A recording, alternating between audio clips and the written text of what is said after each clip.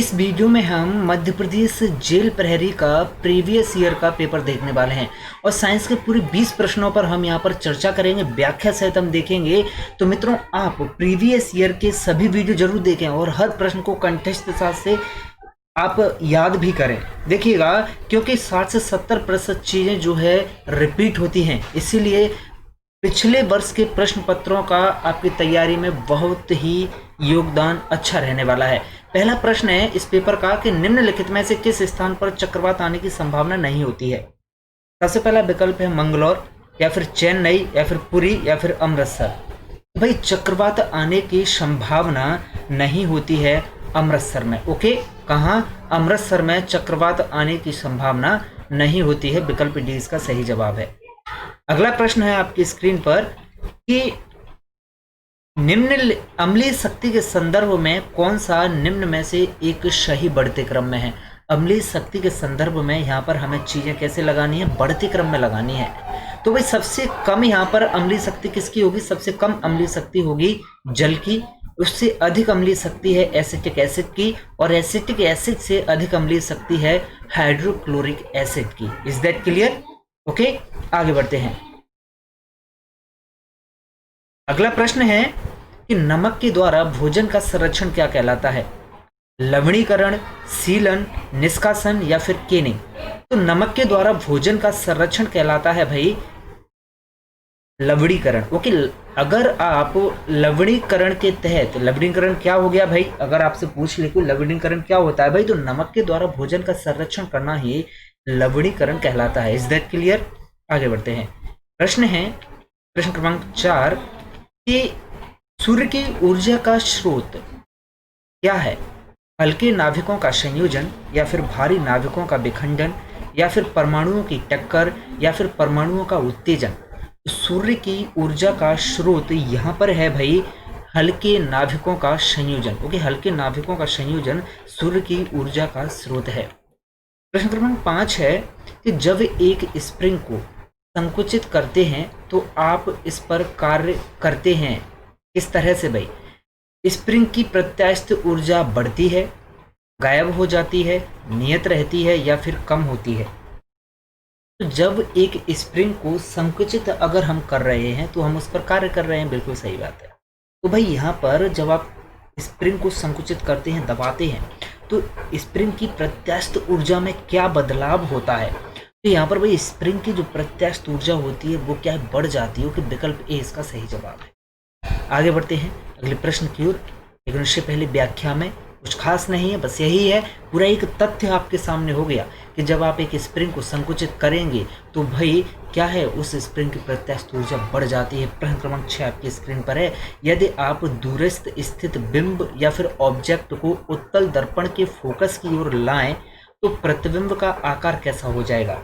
हमेशा याद रखें, प्रतिबिंब का आकार जो है बढ़ जाएगा।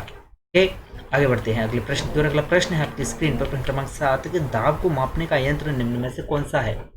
तो दाब को मापने के लिए यूज किया जाने वाला यंत्र है मैनोमीटर। ओके, मैनोमीटर के द्वारा दाब को मापा जाता है। अगला प्रश्न है कि एशियाटिक वन्य गधा पाया जाता है कहाँ? पता है भाई, एशियाटिक वन्य गधा कहाँ पाया जाता है? इसका सही जवाब है कि एशियाटिक वन्य गधा पाया जाता है भाई कच्छ के रण में। ओके, विकल्प बी इसका सही जवाब है। अगला प्रश्न है कि प्रोटीन का संश्लेषण कहाँ पर होता है? हमेशा याद रखें, very very very very important है। तो प्रोटीन का संश्लेषण भाई राइबोसोम में होता है। ओके, अगला प्रश्न है कि कोयला गैस किसका मिश्रण है? काफ़ी अच्छा प्रश्न है। कोयला गैस किसका मिश्रण होती है? वेरी वेरी इंपॉर्टेंट प्रश्न कहूँगा मैं इसे। तो कोयला गैस मिश्रण होती है भाई CH4 मीथेन, ओके, और कार्बन मोनोऑक्साइड और H2, इन तीनों का मिश्रण कौन होती है भाई? कोयला gas. Okay, very very important है ये प्रश्न परीक्षा के लिए। प्रश्न है अगला कि ध्वनि का पानी में वेग कितना होता है? बहुत अच्छा प्रश्न है। तो ध्वनि का पानी में वेग होता है 1500 मीटर पर सेकेंड। अगला प्रश्न है प्रश्न क्रमांक 12 कि कितने डाइन 1 न्यूटन के बराबर होता है? कितने डाइन 1 न्यूटन के बराबर होता है? तो भाई 1 न्यूटन में 105 डाइन होते हैं। 1 न्यूटन में कितने भाई? 1 न्यूटन में कितने डाइन होते हैं? 5 डायन होते हैं। Is that clear? आगे बढ़ते हैं अगले प्रश्न की ओर। प्रश्न है कि निम्न अधातुओं में से कौन सा तरल रूप में पाया जाता है? इनमें तरल रूप में पाई जाने वाली अधातु आपको बताना है। तो तरल रूप में पाई जाने वाली अधातु है ब्रोमीन। ओके, विकल्प सी इसका सही जवाब होगा। अगला प्रश्न है कि निम्न में से कौन सा ऊष्मा का अच्छा सुचालक है? ऊष्मा का अच्छा सुचालक आयोडीन, पारा, ब्रोमीन या फिर क्लोरीन? तो पारा जो है वो ऊष्मा का बहुत ही अच्छा सुचालक होता है। ये भी वेरी वेरी इंपॉर्टेंट प्रश्न है परीक्षा के लिए।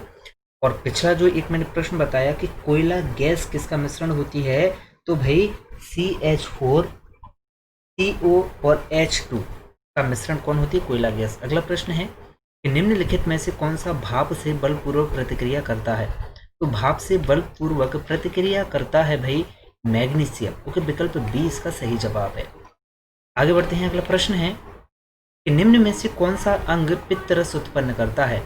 तो पित्त रस उत्पन्न करने वाला अंग है भाई यकृत। यकृत जो है पित्त रस उत्पन्न करता है। अगला प्रश्न है कि स्टेनलेस स्टील किसका एक मिश्र धातु है? तो वेरी वेरी इंपॉर्टेंट है ये प्रश्न भी, क्योंकि व्यवहारिक रूप से सामान्य जीवन से जुड़ा हुआ प्रश्न है। ओके, एक तरह से कहा जाए कि व्यवहारिक प्रश्न है। तो स्टेनलेस स्टील भाई मिश्र धातु है आयरन, निकेल और क्रोमियम का। ओके, अगला प्रश्न है कि मूत्राशय के खुले द्वार को क्या कहा जाता है? नेफ्रिडिया, मूत्रवाहिनी, मूत्रमार्ग या फिर नेफ्रॉन? तो मूत्राशय के खुले द्वार को मूत्र मार्ग कहा जाता है। ओके, विकल्प सी इसका सही जवाब हो। अगला प्रश्न है कि छिपकली, मेंढक और मुर्गी ये सभी कैसे हैं? ये सभी अंडप्रजक होते हैं या फिर ये सभी शिशुप्रजक होते हैं या फिर ये सभी उभयलिंगी होते हैं या फिर ये सभी विकल्प इसके संदर्भ में सही हैं? तो छिपकली, मेंढक और मुर्गी ये सभी के सभी अंडप्रजक होते हैं। Is that clear? ये अंडों से क्या है जन्म लेते हैं। अगला प्रश्न है निम्न में से ग्रहों के किस युग्म पर CO गैस पाई जाती है? ओके, CO2 गैस पाई जाती है। ओके, CO2 समझें इसे, CO2 गैस पाई जाती है। तो CO2 गैस पाई जाती है वही शुक्र और मंगल, इन दोनों ग्रहों पर। ओके, कहाँ पर? शुक्र और मंगल पर। तो आज हमने कुछ खास प्रश्न देखे, उनके बारे में मैं आपसे चर्चा कर लूँ बस। कोयला गैस किसका मिश्रण है? आप सभी कमेंट कीजिएगा, उससे ये भी पता चला कितने लोग पूरा वीडियो देख रहे हैं। दूसरा प्रश्न है दाब को मापने का यंत्र क्या होता है? तीसरा है कि प्रोटीन का संश्लेषण कहाँ पर होता है? राइबोसोम में या फिर गोल्गी काय में या फिर माइटोकॉन्ड्रिया में? ओके, प्रोटीन का संश्लेषण। ये सभी प्रश्न 3 आपको बताने हैं। इस वीडियो का पूरा अगर आपने अच्छे से पढ़ा है तब आप इन प्रश्नों को 100% बता पाएंगे। आगे मिलते हैं आपसे इसी तरह के शानदार प्रश्नों के साथ एक और नई वीडियो में, जिसमें हम पिछले प्रश्न पत्र को देखेंगे, किसी एक और प्रश्न पत्र को देखेंगे।